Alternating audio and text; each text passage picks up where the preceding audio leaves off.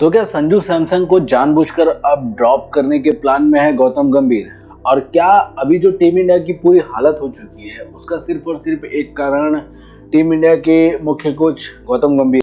देखिए, पहले आयरलैंड और उसके बाद अब इंग्लैंड, इसके बीच में टीम इंडिया की जो कुछ भी दुर्दशा हुई है उसके पीछे कहीं ना कहीं हर कोई टीम को कम और हेड कोच को ज्यादा दोषी कह रहा है। अब इसके पीछे का जो कारण है वो तो किसी से छुपा हुआ नहीं है, क्योंकि जिस तरह के एक्सपेरिमेंट और जिस तरह के बार बार सेम गलती दोहरा कर जो टीम की हालत कर दी गई है वो अब भाई सामने निकल के आ रहा है। और यही नतीजा है कि साफ तौर पे कहीं ना कहीं अगर किसी एक शख्स पे सबसे ज्यादा गालियां पड़ रही है और सबसे ज्यादा आवाज उठाए जा रहे हैं तो वो है गौतम गंभीर पे। अब देखिए, जो सबसे लेटेस्ट बात ये है कि भाई देखो, टीम की जो पोजीशन है, जो कंडीशन है, इसके बावजूद भी संजू सैमसन टीम से बाहर है और इसको लेकर बहुत ज़्यादा गुस्सा है हर किसी के अंदर में। और इस बात को हम और आप अच्छे से समझ भी पा रहे हैं, क्योंकि जिस प्लेयर ने अभी टीम इंडिया को वर्ल्ड चैंपियन बनाया हो, वर्ल्ड कप दिलाया हो, क्योंकि टीम इंडिया का वर्ल्ड कप में भी वही हाल था। आप देखे होंगे अगर तो आपको याद ही होगा कि आखिरी के वो नॉकआउट के 3 मुकाबले अगर संजू के बल्ले से रन नहीं आता तो टीम किस कंडीशन पे थी ये किसी से छुपा हुआ नहीं है। तो कहीं ना कहीं अगर कहा जाए कि किसने ये वर्ल्ड कप दिलाया तो संजू कहना गलत नहीं होगा। लेकिन उसके बावजूद भी मतलब सोचिए, 2-3 महीने पहले जिस प्लेयर ने टीम इंडिया को वर्ल्ड कप दिलाया हो उसकी जगह अब टीम में पक्की नहीं हो रही है। और अभी जो कुछ बातें निकल के सामने आ रही है और जिस तरह से बातें कही जा रही है कि उन्हें रेस्ट दिया जा रहा है, वो मतलब कहीं ना कहीं ये बात किसी को हजम नहीं हो रही है। मतलब किस बात का रेस्ट दे रहे हैं? अगर किसी के बल्ले से 2 मैच में 3 मैच में रन नहीं आ रहे हैं, वो भी ऐसा प्लेयर जो मैन ऑफ द टूर्नामेंट रहा हो वर्ल्ड कप में, उसे आप रेस्ट देने की बात कर रहे हैं। और बाकी प्लेयर आपके क्या कर रहे हैं? सबका वही हाल है, फिर भी आप संजू को रेस्ट दे रहे हैं। इससे बढ़िया होता कि आप तिलक वर्मा को रेस्ट दे देते कम से कम, या वनडे में उसे शामिल कर लेते। भाई T20 में के लायक तो नहीं है। रन अप बॉल अगर जो प्लेयर कर रहा है तो वो तो T20 के लायक नहीं है, लेकिन आप उसके बावजूद भी संजू को ड्रॉप करके रेस्ट करने की बात कर रहे हैं।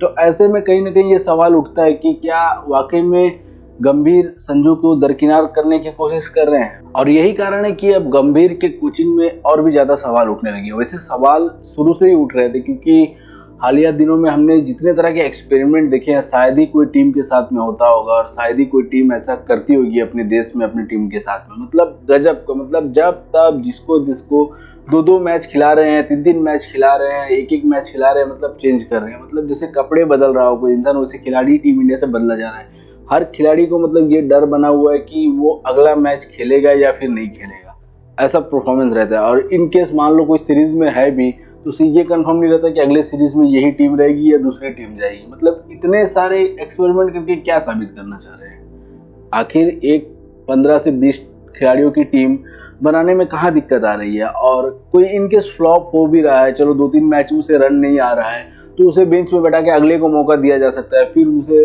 थोड़ा प्रैक्टिस या फिर थोड़ा उसे मोटिवेशन देके फिर नेक्स्ट मैच में उसे मौका दिया जा सकता है। पहले भी टीमें ऐसे ही करती थी और टीम जीतते भी थे। क्योंकि गौतम गंभीर के सामने में देखिए सबसे बड़ी समस्या ये है कि आपका एक्सपेरिमेंट काम भी नहीं कर रहा है।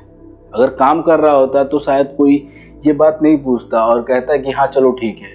आपने देखा है कि जब से वो बने हैं, मतलब एक के बाद एक लगातार सीरीज हो, चाहे फिर वो आप कह सकते हैं कि श्रीलंका के खिलाफ, न्यूजीलैंड के खिलाफ, साउथ अफ्रीका के खिलाफ और आयरलैंड के खिलाफ गवाया है भाई, सीरीज गवाया है पूरा।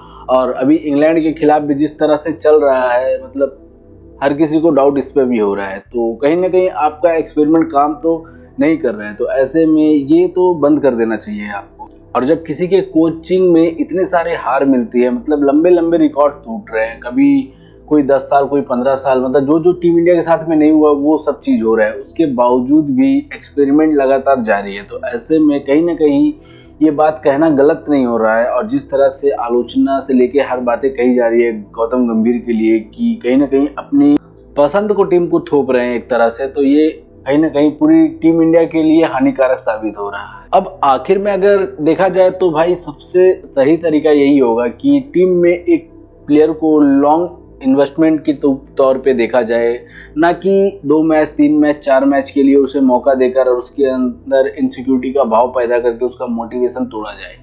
तो आपको क्या लगता है कि क्या गौतम गंभीर वाकई में टीम इंडिया के सबसे बड़े गुनाहगार हैं?